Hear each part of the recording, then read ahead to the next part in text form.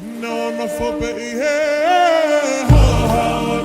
late Majesty, Queen Salote Tupou III, beloved Queen of Tonga, from 1918 to 1965. She led with wisdom, with grace, and with an unwavering love for her people.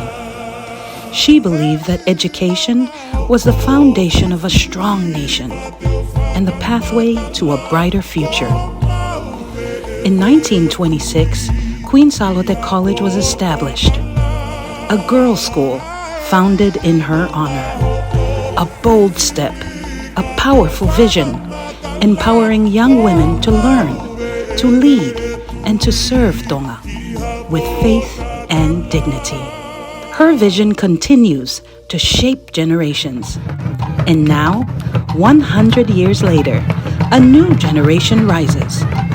Students and teachers unite in preparation, transforming their school with pride and purpose, honoring the legacy, celebrating the journey, preparing for the 100th anniversary.